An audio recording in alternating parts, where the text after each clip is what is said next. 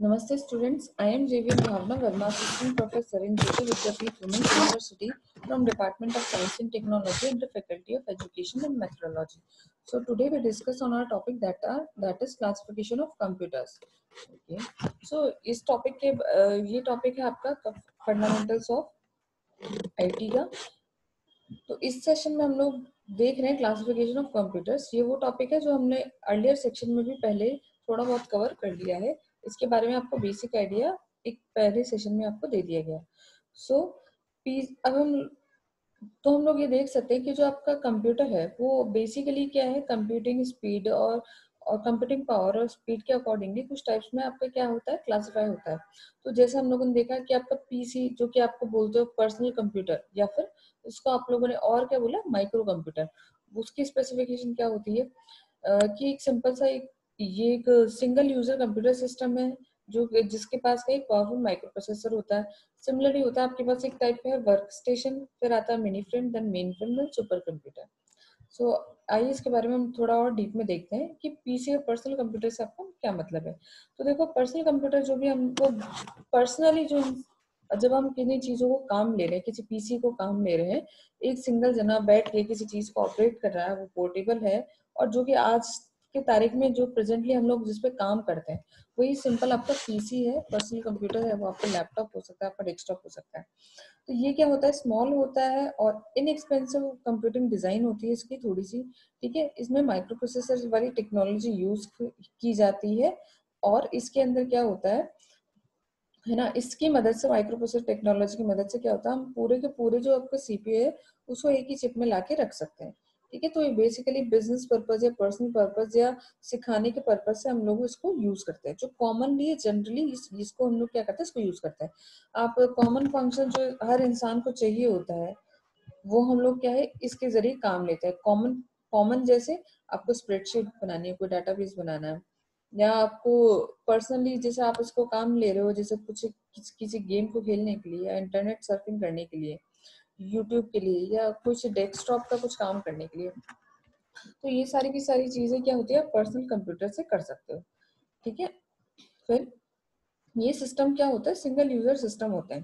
ठीक है, single user system एक ही तरह इसको एट अ टाइम क्या है यूज कर सकता है। ठीक है, नेक्स्ट है हम लोगों का वर्क स्टेशन। अब वर्क स्टेशन क्या है, ये भी आपके क्या है सिंपल कंप्यूटर सिस्टम ही होते हैं, लेकिन ये थोड़ा सा स्पेसिफिक होता है। तो personal work computer use for engineering application, ये इंजीनियरिंग के एप्लीकेशन जो हम लोग यूज करते हैं ना, कैड सॉफ्टवेयर टूल्स वगैरह, उस चीजों के लिए भी काम आते हैं। या सिंपल आपका कुछ सॉफ्टवेयर आपको स्पेसिफिक डेवलप करना है उसके काम आते हैं। और कुछ अदर टाइप्स ऑफ कुछ स्पेसिफिक एप्लीकेशन है, उसके लिए हम लोग क्या करते हैं, काम आते हैं।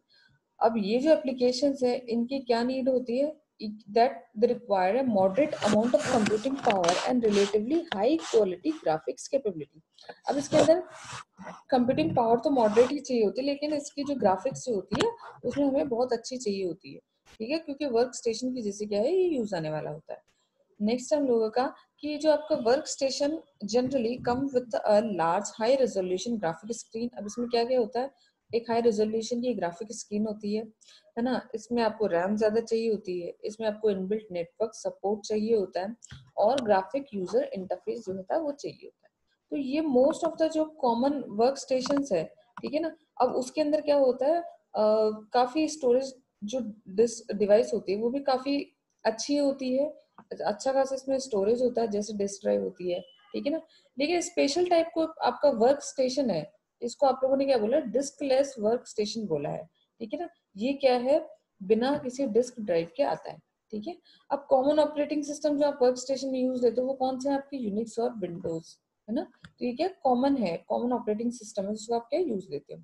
नेक्स्ट है हम लोगों का मिनी कंप्यूटर। मिनी कंप्यूटर क्या है, अब देखो, मिनी कंप्यूटर एक तरह से क्या है, एक मिड साइज का मल्टी प्रोग्रामिंग प्रोसेसिंग सिस्टम है ना। मल्टी मल्टी प्रोसेसिंग सिस्टम है। मल्टी प्रोसेसिंग मतलब इसके अंदर एक से ज्यादा प्रोसेसर्स जो है हो सकते हैं, ताकि आपको स्पीड अप ज्यादा, स्पीड जो है अच्छी खासी मिल जाए।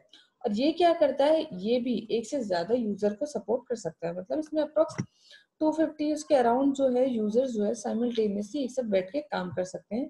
ठीक है, ये है आपकी मिनी कंप्यूटर की आपकी एक छोटी सी पिक जिसको आप देख के आप आइडिया लगा सकते हो।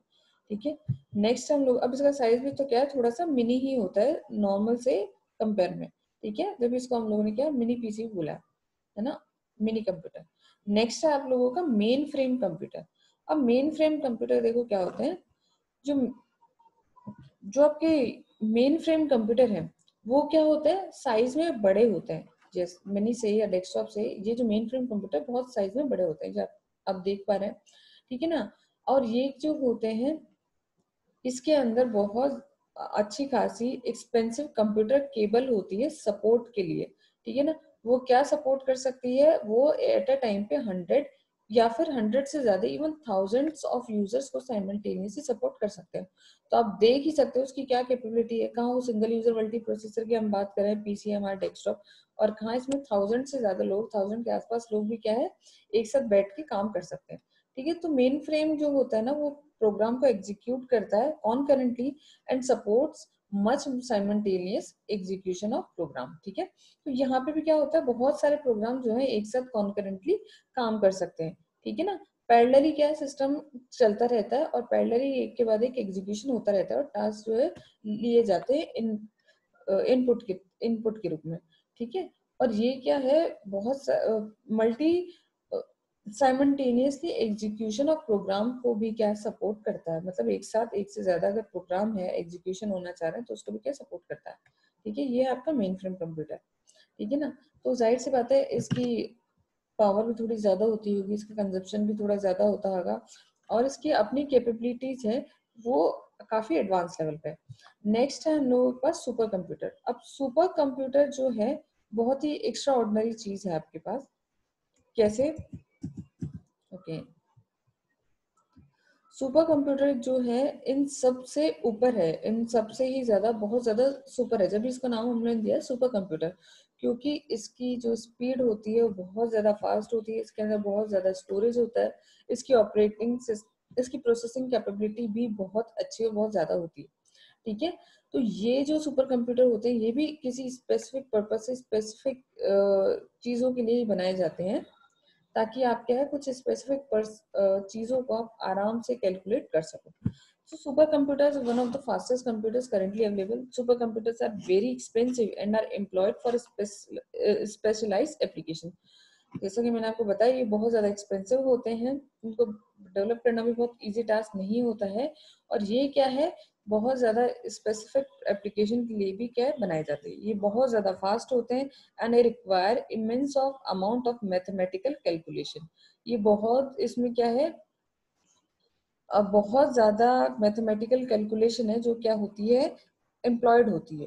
ठीक है, ये बहुत आराम से बहुत डिफिकल्ट से डिफिकल्ट इक्वेशन जो है सॉल्व करने की कैपेबिलिटी रखते हैं। फॉर एग्जाम्पल ये कहाँ यूज हो रहे हैं, जैसे इसके एग्जाम्पल जैसे कहाँ यूज हो रहे हैं, वेदर फोरकास्टिंग में या कहीं साइंटिफिक सिमुलेशंस में यूज हो रहे हैं, जैसे आप कोई एनिमेशन या ग्राफिक्स वगैरह उसके लिए, या फिर फ्लूइड मैकेनिक्स कैलकुलेशन में यूज हो रहे हैं, या न्यूक्लियर एनर्जी रिसर्च से रिगार्डिंग कोई काम करना उसमें यूज हो रहे हैं, इलेक्ट्रॉनिक डिजाइन के अंदर काम लिए जा रहे हैं सुपर कंप्यूटर्स, या किसी ज्योग्राफिकल डाटा जो होता है, ठीक है ना, उस ज्योग्राफिकल डाटा को आपको कुछ एनालाइज करना है तो उसके रेस्पेक्ट में भी ये क्या है ये काम आते हैं।